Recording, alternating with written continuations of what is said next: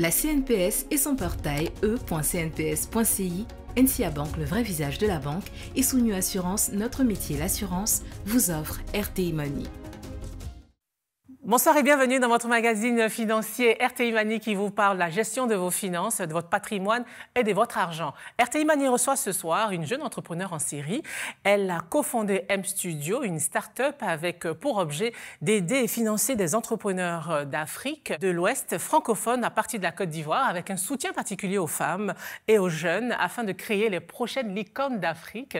Et avec elle, nous parlerons des défis du marché des start-up. Leslie OCT, bonsoir. Bonsoir Justine. Merci d'accepter l'invitation d'RTI Money avec vous et grâce surtout à votre expertise. On va décortiquer ensemble le marché des startups. Mais avant, voici les sujets qui seront au cœur de cette émission avec d'abord Stéphanie qui nous parlera de bons plans d'agriculture. C'est bien cela. Alors, les agriculteurs sont confrontés à des défis uniques, notamment en ce qui concerne la gestion de leurs revenus. Mais aujourd'hui, la digitalisation s'invite dans le secteur avec une innovation pour leur permettre de bien gérer leurs revenus tout en évitant de transporter du cash. Et ce sera pour tout à l'heure. Avec vous, Aceta, il sera question d'univers de paysagiste. C'est bien cela, Justine. Ce soir, focus sur les architectes de la nature, ceux qui confectionnent les jardins et les espaces verts, de plus en plus prisés par les populations. On en trouve dans les maisons, dans les entreprises et aux abords des grandes artères de la ville, ce qui en fait une profession à fort potentiel. Et nous avons hâte de découvrir cet univers-là. Et Landry qui nous raconte les dessous des chiffres ce soir. Il s'agira des chiffres de l'assurance en Côte d'Ivoire. Tout à fait, Justine, avec un chiffre qui s'est établi à près d'1 milliard de dollars, soit plus de 600 milliards de francs CFA de chiffre d'affaires enregistré par le secteur de l'assurance en Côte d'Ivoire pour l'année 2023. Un chiffre qui est en nette évolution par rapport à 2022. Et ce soir, nous y reviendrons dans quelques petites minutes. Et nous y allons maintenant, Landry, pour découvrir ce classement. Voici EcoChiffres. Alors Landry, on parle ce soir du secteur, des chiffres de l'assurance avec une nette évolution par rapport aux derniers chiffres. Tout à fait, Justine. Il faut dire que le marché de l'assurance est en une très bonne dynamique et les chiffres en témoignent. Lorsque nous partons 3 années en arrière, c'est-à-dire en 2021 par exemple, le chiffre d'affaires était établi à 464 milliards de francs CFA. En 2022, 527 milliards de francs CFA. Et en 2023, on parle de 600 milliards de francs CFA, soit une progression de près de 15%, un chiffre qui permet à la Côte d'Ivoire de conforter son leadership dans la zone CIMA, entendez par là la Conférence internationale des marchés des assurances, ce qui permet de maintenir la Côte d'Ivoire devant le Cameroun et devant le Sénégal. Il faudrait préciser que ce sont des données, ces chiffres ont été obtenus à partir de données provisoires en attendant la confirmation de l'ASACI, l'Association des sociétés d'assurance de Côte d'Ivoire. Et on sait que le monde de l'assurance est partagé par l'assurance vie et la branche non-vie. Quelle est celle qui s'est démarquée en 2023 ? Alors, le statu quo sur l'étendue du territoire, il faut signifier qu'il y a pratiquement près de 33 compagnies d'assurance en Côte d'Ivoire qui sont reparties de la façon suivante. Il y a 22 entités non-vie, entendez par non-vie l'habitation, automobile, voyage, etc. Et 11 entités vie, c'est-à-dire tout ce qui est lié à notre personne. Et la branche non-vie se démarque avec un chiffre d'affaires de plus de 349 milliards de francs CFA, enregistrant une croissance de 17,3% par rapport à l'année précédente. Cette branche est soutenue principalement par 3 produits, à savoir l'assurance automobile, l'assurance maladie et l'assurance incendie, et autres dommages ou biens qui concentrent une proportion de 78,5% du chiffre d'affaires de cette branche. Nous avons essayé de faire un top 3 des assurances qui ont réalisé les meilleurs chiffres d'affaires pour l'année 2023, avec en premier Sanlam qui a réalisé un chiffre de 66 milliards de francs CFA, un chiffre en progression de 10% par rapport à 2022. La compagnie est suivie par Génération Nouvelle Assurance GNA, avec un chiffre d'affaires de 41 milliards de francs CFA.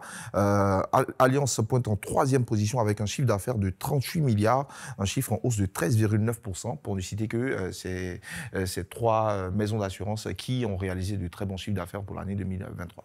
Quid de la branche vie ? Oui, la branche vie, le marché enregistre un chiffre d'affaires de 250 milliards de francs CFA, un chiffre en augmentation de 12,1% par rapport à l'année précédente. C'est une branche qui est portée essentiellement par les contrats d'épargne, les contrats mixtes, les contrats de prévoyance décès.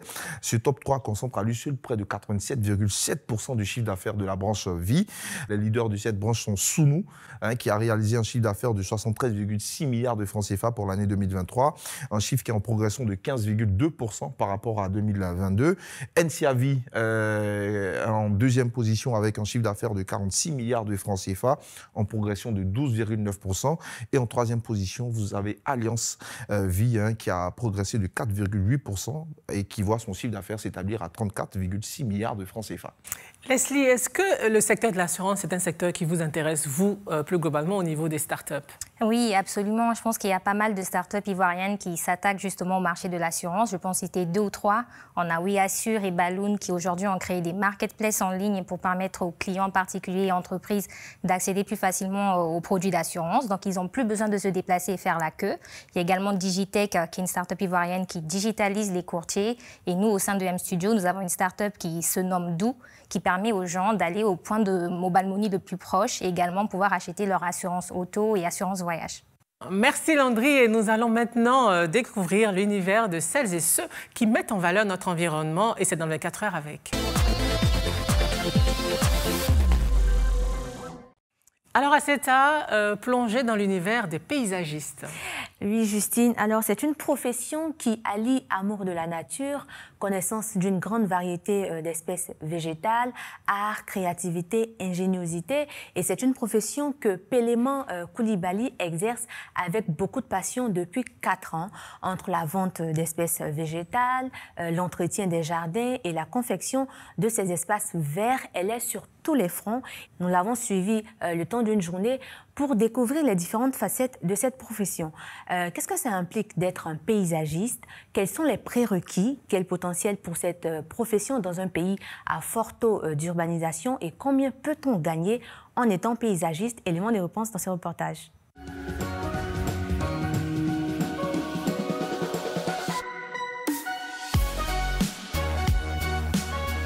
Sur cet espace de 300 mètres carrés, on dénombre plus de 140 espèces de fleurs locales et importées. Des plantes que Péléman Koulibaly prend plaisir à chouchouter au quotidien. Ces matinées sont rythmées par la confection de pépinières et le nettoyage du jardin. J'enlève tout ça, regarde. Les escargots qui reviennent, il faut faire. C'est vrai qu'on a mis les produits qu'il faut, mais il faut vraiment t'assurer que tout est bon. Péléman est la cofondatrice de cet espace dans lequel elle cultive et commercialise des plantes. Mais son domaine de prédilection, c'est le paysagisme. Un métier qui consiste à créer des espaces verts et des jardins. Bien que peu connu, la demande pour ces prestations est grandissante. Certains Ivoiriens ont quand même de grosses maisons. Voilà, donc en dehors de la piscine qu'ils ont, ils aimeraient également avoir autour de la nature. Il y a également une classe aussi qui a beaucoup voyagé. Il y a des personnes qui ont beaucoup fait l'Europe. Donc ils se rendent compte que ce qu'il y a là-bas également comme espace vert, on peut l'avoir, on peut le transporter également chez soi ici. Voilà, donc avec ces personnes-là, la demande est beaucoup plus forte. Ce jour-là, une grosse journée attend Péléman et son équipe. La paysagiste va aménager un petit espace vert sur la façade d'une école.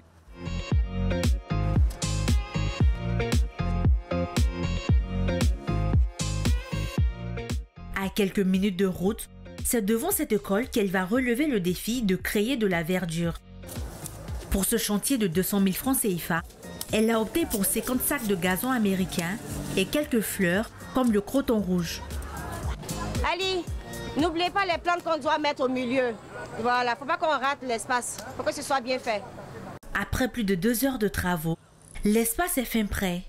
Dans ce domaine, entre jardiniers, fleuristes et paysagistes, la concurrence est rude. Et pour avoir ce type de marché, Péléman a mis en place une stratégie. Dans la terre, il y a de l'argent. Il faut savoir mettre une stratégie autour également. Donc sur les coûts, nous n'allons pas mettre l'accent. Et la deuxième stratégie, c'est que nous, on va plus faire du corps à corps. On va faire du repérage. On va sortir chercher les endroits où il n'y a pas de nature, où il n'y a pas de fleurs, où il n'y a pas de gazon. On va leur proposer notre projet, mettre à leur disposition de petites plantes, pas tellement chères, qui peuvent déjà figurer dans leur jardin. Et au fur et à mesure, la passion va forcément naître. Les prestations de Péléman ne se limitent pas à l'aménagement. Elle propose aussi à ses clients un service après-vente. Dernière destination de la journée, Riviera 3, dans la commune de Cocody, pour l'entretien d'un jardin. La cliente a aussi commandé des fleurs, pour un total de plus de 200 000 francs CFA. Il y a le gazon. C'est ça. Par exemple, ça, Oui, ça c'est une mauvaise herbe. Adamo, viens voir. On a le gazon et on a les mauvaises herbes qui sont à l'intérieur. Donc, pouvoir enlever déjà les mauvaises herbes et ensuite tondre le gazon. Pour l'entretien de cet espace d'environ 250 mètres carrés, Péléman facture à 30 000 francs CFA le mois pour 2 passages mensuels. Cadio Esther est cliente depuis plus d'1 an. Pour elle, se payer les services d'une paysagiste lui garantit un meilleur traitement pour ses précieuses plantes. Pour quelqu'un qui est amoureux de plantes, c'est pas quelqu'un qui va tondre le gazon qu'on veut. On veut quelqu'un qui va venir vous accompagner. Un jardin, c'est un plaisir. Un jardin, c'est tout un bien-être. Rentrer du travail, le travail, on sait ce que c'est le stress, c'est des pressions à ne point finir. Et quand tu rentres chez toi et que tu as un jardin, ça te détend. Avec la vente des fleurs, l'aménagement des espaces et la maintenance, Péléman peut se retrouver avec 6 millions de chiffre d'affaires par an. Pour cette passionnée de la nature, c'est une profession prometteuse et un bon levier d'emploi. À côté de l'aspect paysagisme, on peut ajouter d'autres domaines également. Voilà, il y a la décoration, on intervient également partout, il y a des événements dans l'événementiel. C'est tout un personnel qu'on va retrouver dans ce domaine-là, donc c'est vraiment prometteur. C'est un secteur qu'on peut réellement bien exploiter. Dans les années à venir, Péléman désire muter en une organisation non gouvernementale et organiser des salons pour sensibiliser sur l'importance des espaces verts et l'impact sur la santé mentale des populations. Aseta, quels sont les autres acteurs de ce secteur? Alors, c'est un secteur qui se développe de plus en plus en Côte d'Ivoire et les acteurs s'organisent de plus en plus en entreprise. On a une entreprise, par exemple, qui propose des services de paysagiste en fonction de la surface à aménager. Elle va vous proposer une représentation 3D de ce à quoi pourrait ressembler votre jardin ou votre espace à aménager. Leur service s'étend à des œuvres comme des fontaines ou des jets d'eau. Elle propose aussi beaucoup des compositions florales issues des fleurs qu'on trouve sur le marché local. Ensuite, on a une deuxième entreprise. Il faut savoir que dans ce secteur-là, les prestations se ressemblent d'une entreprise à une autre. Pour cette entreprise-là, on voit par exemple des exemples de réalisation à l'écran. Elle utilise beaucoup des graviers pour dessiner des formes dans les jardins et dans les espaces verts. Les prix des prestations vont varier en fonction de la superficie à aménager, de la qualité du sol, de si l'espace est à l'intérieur ou en extérieur et aussi du type de fleurs que souhaite mettre le client dans son jardin. Merci Aseta. À présent, allons découvrir les bons plans avec Stéphanie.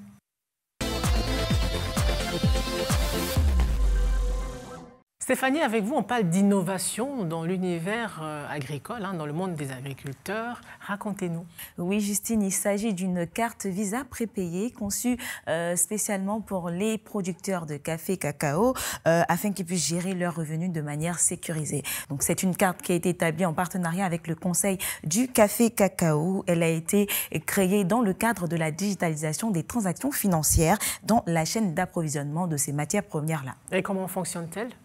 Ces cartes sont dotées d'une puce bancaire pour permettre les transactions financières sur la commercialisation de produits et d'un code QR contenant des informations sur le producteur. Donc, vous avez le nom, le prénom et même combien d'hectares est-ce que le producteur détient. Tout ça pour assurer une meilleure traçabilité des produits. Avec cette carte-là, les acteurs de la filière ont l'assurance de recevoir le montant juste de leurs produits. Des TPE, des terminaux terminaux de paiement électronique ont déjà été distribués à certaines coopératives. Donc l'appareil n'accède pas de montant en dessous du prix fixé par le gouvernement, qui est de 1000 francs CFA pour le cacao et de 900 francs CFA pour le café. Donc par conséquent, la carte permet aux acheteurs de vendre leurs produits à des prix fixés par le gouvernement. Alors, je suis productrice agricole, cette carte m'intéresse, comment je me la procure?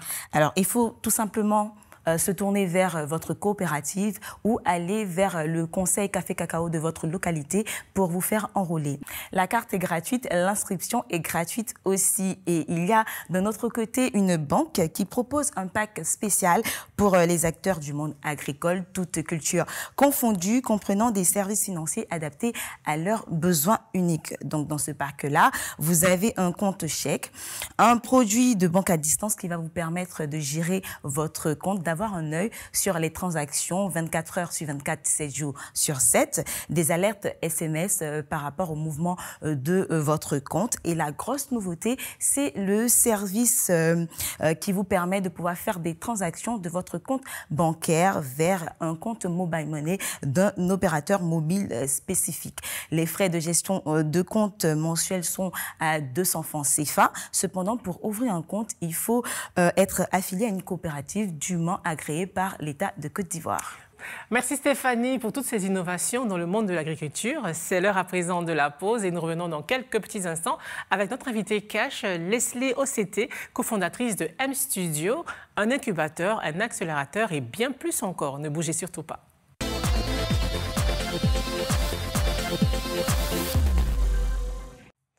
Nous sommes de retour sur le plateau d'RTI Mani, toujours en compagnie de notre invitée, notre start-upeuse en série, qui va maintenant tout nous dire sur le marché des start-up en Afrique francophone.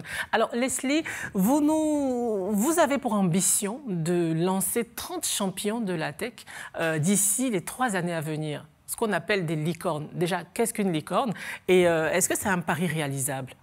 Oui, alors il faut déjà savoir qu'on a déjà une licorne en Afrique francophone qui est donc Wave Mobile Money.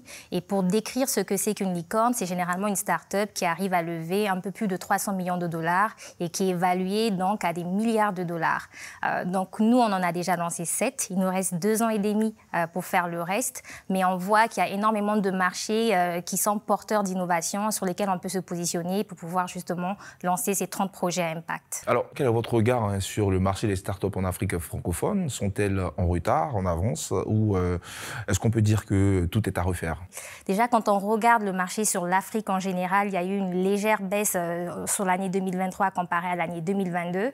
Donc, en 2022, on avait un peu plus de 700 milliards de dollars investis dans les startups, contrairement en 2023 où on est à autour de 350. Mais c'est principalement dû aux crises économiques à travers le monde. Cela ne veut pas forcément dire qu'il y a une baisse d'intérêt dans les startups. Au contraire, on voit justement que l'Afrique francophone devient de plus en plus attractive pour les investisseurs. Donc cette année, ça a représenté un peu plus de 15% des investissements et la Côte d'Ivoire, justement, devient un des plus gros marchés qui attire de plus en plus les investisseurs sur le continent.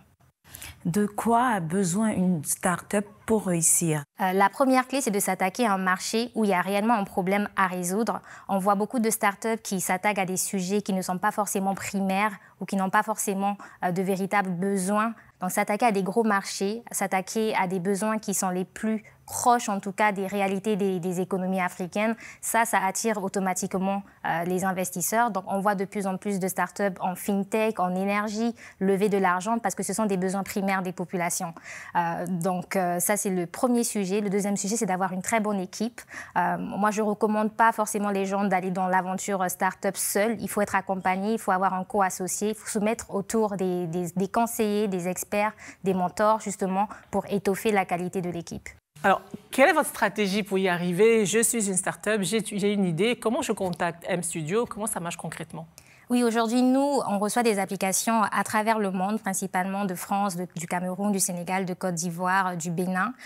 Juste l'année dernière, on a reçu plus de 1500 applications pour avoir retenu que 20 cofondateurs. Donc, c'est un processus assez sélectif. On recherche vraiment les meilleurs talents entrepreneuriaux.